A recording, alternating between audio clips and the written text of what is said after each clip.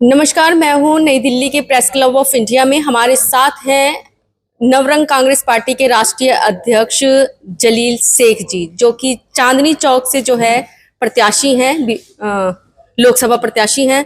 Sir, आप चांदनी चौक से, दिल्ली के चांदनी चौक से लोकसभा प्रत्याशी हैं। आपके समक्ष जो है तमाम पार्टियां, कहें तो बड़ी बड़ी पार्टी जो कि सत्ता में रही हैं, जैसे कि बीजेपी से अब प्रवीण खंडेलवाल जी हैं और कांग्रेस से जेपी अग्रवाल जी हैं। क्या लगता है, क्या आपके समक्ष तो बहुत बड़ी चुनौतियां हैं, तो उन चुनौतियों को कैसे आप दरकिनार करके और वोट हासिल करेंगे? Navrang Congress party national party है, या छोटी पार्टी बड़ी पार्टी नहीं रहती। जो इलेक्शन कमीशन ऑफ इंडिया से वो परमिशन लेते हैं, ऐसी मैं भी Navrang Congress party, glass symbol है मेरा, ग्लास टम्बलर है। 7 सीटों का नवरंग कांग्रेस पार्टी का उम्मीदवार बनने के लिए मैं चांदनी चौक पार्लियामेंट से लड़ रहा हूं। और कांग्रेस ने और बीजेपी ने, दोनों पार्टियों ने जनता के लिए कुछ भी नहीं काम करे। जो काम करे अमीरों के लिए काम करते, जो गरीब लोग हैं उनको खाना, रोटी, कपड़ा, मकान की कीमत भी अभी 27 साल में कोई पार्टी भी गरीबों के लिए नहीं काम करी। कॉमन मैन एमएलए होना चाहिए, कॉमन मैन पार्लियामेंट मेंबर बनना चाहिए। इसीलिए Navrang Congress party SC ST को रिजर्वेशन का हिंदुस्तान में कहीं भी रखने का नहीं कर रही। उसी के साथ मुसलमानों का रिजर्वेशन भी निकालने के लिए नवरंग कांग्रेस पार्टी प्लान बना के रखा है। जो आगे जाने वाला है वो भी सी भी लोगों में भी आगे जा सके। लेकिन एससी एसटी लोग 30% वोट मिलता है तो उनको 70% मार्क आ जाते हैं, वो आईपीएस बनता है, आईएएस बनता है। लेकिन ओबीसी में, बीसीओ में वो 70 मार्क आएगा भी वो आईपीएस बनने वाला नहीं है, आईएएस बनने वाला नहीं है। इसकी बुनियाद है रिजर्वेशन से जोड़ के है। रिजर्वेशन रोकेगा हिंदुस्तान तब डेवलप होता है। ये तो किसने रोका है रिजर्वेशन? अरे बाबा साहेब अम्बेडकर साहब ने रिजर्वेशन 10 साल के लिए दिया 1947 से। आप कह रहे हैं ना रोका है ये चीजें, तो किसने रोका है? जियादा लेके जा रहे ना 10 साल के लिए अम्बेडकर साहब रिजर्वेशन दिया, तो 77 ईयर से रिजर्वेशन चल रहा ना। इसीलिए हम नवरंग कांग्रेस पार्टी रद्द करने की प्लानिंग बना रखेगी। तो क्या आप जब आएंगे तो क्या रिजर्वेशन ही खत्म कर देंगे? पूरा खत्म कर देंगे, रिजर्वेशन ही नहीं रहेगा। तब तो आप एससी एसटी ओबीसी के खिलाफ हो जाएंगे। एससी एसटी बीसी ओबीसी का खिलाफ नहीं है, जनता का काम करने के लिए, जनता चुनाव का काम करने के लिए। आपको लगता है कि जनता इक्वल हो चुकी है आर्थिक रूप से, जो आप ये बात कह रहे हैं? जनता इस हिंदुस्तान में 150 करोड़ों में से 20-25 करोड़ लोग एक दिन का खा के भूखे सो रहे। उनको खाना भी नहीं है, ठिकाना भी नहीं है, कपड़ा भी सही कपड़ा मिलना है। नरेंद्र मोदी जी किसके लिए काम करते हैं? इसीलिए तो रिजर्वेशन की प्रावधान रखा गया था। रिजर्वेशन, जरूरतमंद को रिजर्वेशन चाहिए, जरूरतमंद को रिजर्वेशन चाहिए। सबके लिए रिजर्वेशन ठीक नहीं है। जरूरतमंद, जिसका जरूरतमंद होता है उनके लिए रिजर्वेशन होना चाहिए। अभी नरेंद्र मोदी जी क्या काम करते हैं? अदानी के लिए, अंबानी के लिए, आरएसएस के लिए, बजरंग दल के लिए, विश्व हिंदू परिषद लोगों के लिए, ओबीसी के लिए काम कर रहे बोल के खुद बोल रहे। तो इस देश का प्रधानमंत्री जी है, वो प्रधानमंत्री जी सबका देश का प्रधानमंत्री होता है। अभी वो क्या बोल रहे? रिजर्वेशन और मैं जिंदा रहे तक मुसलमानों को रिजर्वेशन निकाल दो, सबको निकाल दो, सबको कॉमन मैन ये कर दो। रिजर्वेशन का कोई कमी नहीं है। 10 साल के लिए अम्बेडकर साहब दिया, 70 ईयर्स के साथ आप 10 साल से प्रधानमंत्री जी कर रहे हैं। तुम किसके लिए बात करते हैं? ओबीसी के लिए, एससी एसटी, दलित लोग, मुसलमान लोग हिंदुस्तान में नहीं। क्या आप कैसे सबको मतलब समान कर पाएंगे और सबको रोजगार कैसे दे पाएंगे? क्योंकि मेन मुद्दा तो रोजगार का होता है, महंगाई का होता है। तो इन सब चीजों को कैसे करेंगे? महंगाई कैसे कम करेंगे आप? हिंदुस्तान का पैसा लंदन में भर के रखा है, स्विस बैंक में। तो पूरा उधर से निकाल के हम भारत को खर्चा करके फैक्ट्री लगाएंगे, परिश्रम लगाएंगे, खेतवाड़ी लगाएंगे। ये बोल के प्रधानमंत्री मोदी बने। एक एक गरीबों के लिए अकाउंट में 15-15 लाख दे देंगे बोल के प्रधानमंत्री बनने के बाद उसके बात कर रही नहीं कर रहे। नोटबंदी कर दिया, 370 आर्टिकल लगा दिया, किसान लोग को मार रहा। कुछ फायदा है? कुछ फैक्ट्री नहीं है, एक फैक्ट्री नहीं है, एक फैक्ट्री को डेवलप किया विशाखापट्टनम में। ये बताइए, आप जब जीत जाएंगे तो क्या खाली एक वर्ग का ही विकास करेंगे? जिस प्रकार से आप कह रहे हैं मुस्लिमों का आप मुद्दा लेके चल रहे हैं, तो क्या एक ही कम्युनिटी का विकास करेंगे आप? एक मुसलमानों का मुद्दा नहीं है, SC ST BC minority OBC का सबका मुद्दा होता है। इस हिंदुस्तान में 159 जात है, अलग अलग है, वो सबका साथ लेके चलेंगे। अकेले से मुसलमान वोट देने से, मुसलमान एक अकेला देने से वोट नहीं होता। अभी 22 लाख वोट है चांदनी चौक पार्लियामेंट में, मुसलमानों का वोट कितना? 4 लाख है। 4 लाख लोग मुसलमानों लोग अपने को डाल देंगे, अलग अलग ओबीसी लोग भी डालते, एससी भी डालते, एसटी भी डालते, सब जोड़ के डालने से फायदा होता है। अभी आप जनता अगर से लोग डालेंगे भी वोट आने वाला नहीं है। सिर्फ वोट दिया तो ईवीएम देना है। ईवीएम बैन करे तो ठीक है, ईवीएम नहीं बैन करे तो पूरा टेक्नोलॉजी से वोट होता है। अभी अपना वोट मेरे को दे दिया, नवरंग कांग्रेस पार्टी को नहीं लगने वाला है, वो जाएगा मोदी को जाएगा। इसीलिए और राज्यों में अगर वो हारते तब ईवीएम नहीं होता, या हारो जीतो जनता आप ईवीएम के ऊपर सवाल उठा रहे तब वहां ईवीएम नहीं। ईवीएम बैन करना चाहिए। हम Navrang Congress party election commission of India से कई महीनों से दरखास्त करने लगी, ईवीएम बैन करो, ईवीएम बैन करो, बैलेट से वोट दो। अभी राष्ट्रपति का इलेक्शन बैलेट से क्यों नहीं करे, ईवीएम से क्यों नहीं करे, बैलेट से करे थे राष्ट्रपति आप का। चांदनी चौक की जनता के समक्ष गए थे क्योंकि आप वहां से प्रत्याशी हैं। चांदनी चौक का 6 महीने से घुरा है, मस्जिद तो पूरा घुमा है, चर्चेस घुमा है, मंदिर घुमा है, पूरा इंक्वायरी किया है।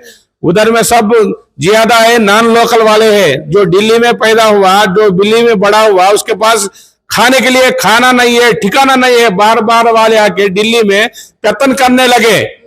अमीर लोग है ज्यादा, गरीबी को कौन करेगा? गरीबी के लिए नवरंग कांग्रेस पार्टी चुनाव में 543 सीटें है। इसीलिए चांदनी चौक पार्लियामेंट ने का 29 तारीख को नॉमिनेशन भी डाला है। पहला दिन पहला नॉमिनेशन डाला नवरंग कांग्रेस पार्टी से, अपना सिंबल ग्लास है। हो गया 29 तारीख को पहला दिन हो गया, नॉमिनेशन भी डाला। तो आप जनता से क्या अपील करेंगे? नवरंग कांग्रेस पार्टी को वोट दो।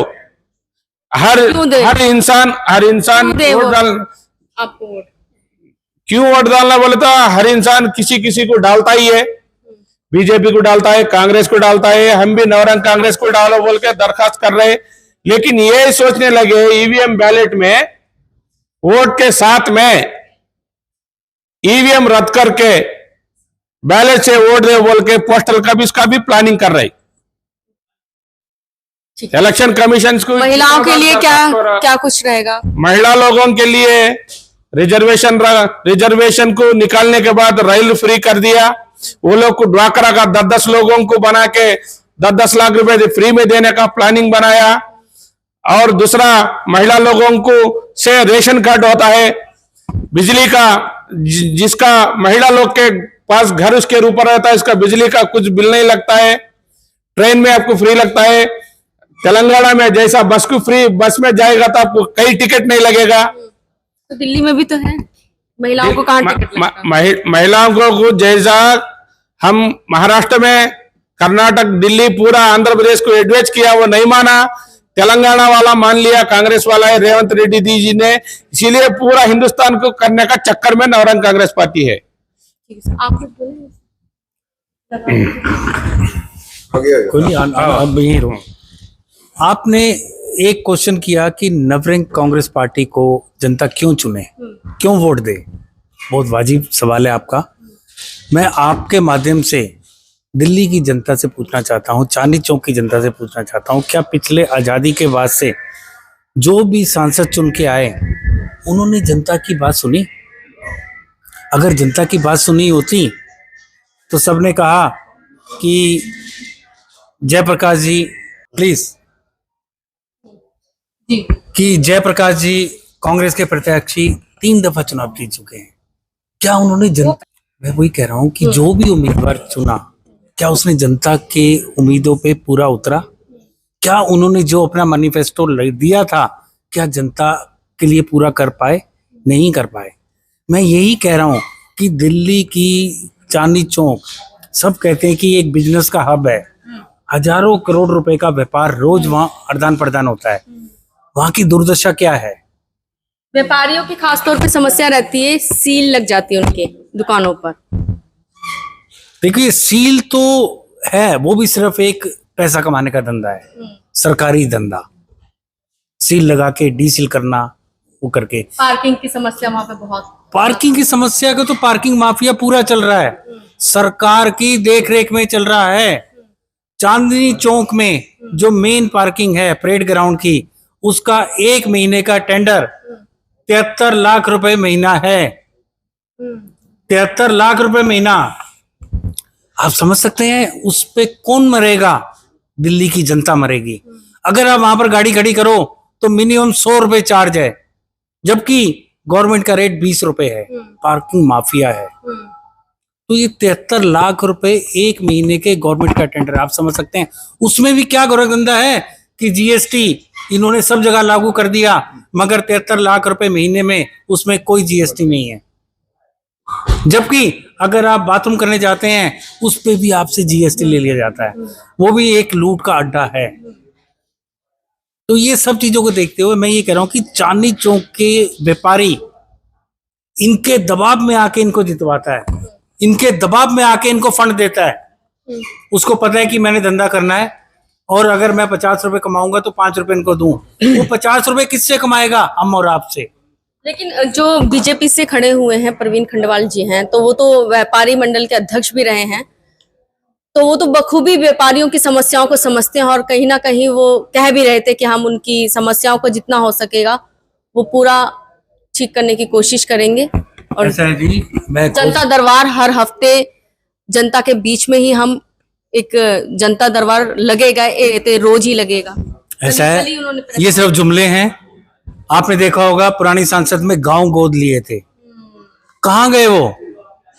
हाईटेक सिटी बननी थी, कहां गई हाईटेक सिटी? ये सब चीजें एक जुमले हैं। मतलब आप कहना चाह रहे हैं कि प्रलोभन दिया जा रहा है वोट लेने के लिए? बिल्कुल, मैं तो कहता हूं प्रवीण खंडेलवाल जी अगर व्यापारियों के तेजी हैं तो व्यापारियों का जो जीएसटी जो सरकार कई को, बार जो सील लगी थी तो उन्होंने विरोध भी किया है सर। ऐसा है जी, मैं नेशनल पैंथर्स पार्टी से बिलोंग करता हूं, इनको सपोर्ट कर रहा हूं।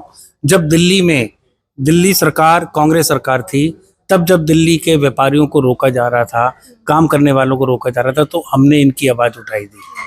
उसके बावजूद भी करोड़ों रुपए की लेन देन होके चिन्हित कर ली थी, ये मार्केट सील करनी है, ये मार्केट नहीं करनी। तो ये सब गलत धंधा है। मैं आपसे ये कहना चाह रहा हूँ कि अगर ये व्यापारियों के देशी हैं, जो व्यापारियों की आज दुर्दशा है, उसे पूरा क्यों नहीं करते? आपसे मैं पूछूं, किसी भी व्यापारी से पूछ लो, अगर वो जीएसटी देता है तो जीएसटी वापसी मिलता है क्या? उसे वापसी मिला? नहीं मिला, सालों साल तक नहीं मिलता। आपको क्या लगता है 10 साल तक हर्षवर्धन जी रहे हैं, तो क्या उनके कार्यकाल में वहां पे डेवलपमेंट कितना हुआ है सर? देखिए, 10 वर्षों तक हर्षवर्धन जी रहे, कोई ना कोई कमी रही होगी जो मोदी सरकार ने उनको चेंज कर दिया। कार्य जो हुआ, मैं नहीं कह रहा कि नहीं हुए, जो सीधा कॉरिडोर बना उसी में हुआ। बाकी व्यापारियों की दुर्दशा तो बहुत दर्दनीय है। आप किसी भी मार्केट में जाएं, किसी भी कूचे में चले जाएं, आपको दिन के टाइम में भी आपको सूरज की रोशनी नहीं आती। ये किसकी कमी है? सरकारों की कमी है। वहां तारों की सड़क तो नाम नहीं है, गली 1.5 फुट 2 फुट 3 फुट की गली जिसमें सिर्फ तारे ही तारे नजर आती हैं, वहां पर आपको लाइन लगा के जो व्यापार करने के सामान खरीदने आते हैं उनकी हालत इतनी दर्दनीय है। अगर वहां, मैंने भी एक इनको पूरा लिखा था कि अगर यहाँ पर कल को कोई हादसा हो जाए तो यहाँ से जनता बाहर भी नहीं निकल पाएगी। इसका जिम्मेदार कौन? सरकार। आज अगर हम कहते हैं 77 तो वर्षों आप लोग, आपकी पार्टी अगर जीत जाती है वहां से, तो आप डेवलपमेंट करेंगे वहां पे? जो भी समस्याएं आप जब गिना रहे हैं उन, देखिए, इन्होंने कहा है कि जो इस मार्केट को हम शिफ्ट करेंगे, थोड़ा ओपन रहे, भीड़ भाड़ ना हो, क्योंकि ये एक इंटरनेशनल मार्केट है। एक यहाँ पर पूरा का पूरा व्यापारी वर्ग, चाहे वो सोने की मंडी है, कपड़े की मंडी है, बिजली की मंडी है, केमिकल का हब है, और यहाँ पर खाने पीने का हर सामान अलग अलग बटा हुआ है। वहां की हालत देखो कैसी है। तो इसको हम बदलाव करने के लिए पूरा करेंगे। और हम तो कहते हैं कि जनता, इन चुने हुए जो भी नए प्रतिनिधि आए हैं, चाहे वो पक्ष क्यों विपक्ष है, उनसे पूछो कि पिछले 75 वर्षों में हमारी दुर्दशा क्यों हुई। आज अमीर अमीर होता जा रहा है, गरीब गरीब होता जा रहा है। किसकी कमी है? सरकार की कमी है। ये 5 साल बाद, 3 साल बाद, 4 साल बाद वोट लेने आते हैं, उसके बाद फिर घूम जाते हैं, बदल जाते हैं। तो ये बदलाव के लिए नवरंग कांग्रेस पार्टी ही जनता को। मेरा नाम राजीव जौली खोसला है, मैं दिल्ली प्रदेश अध्यक्ष हूँ 35 पार्टी का। नवरंग पार्टी के अध्यक्ष शेख जलील साहब को हम सपोर्ट कर रहे हैं। Okay sir, thank you sir.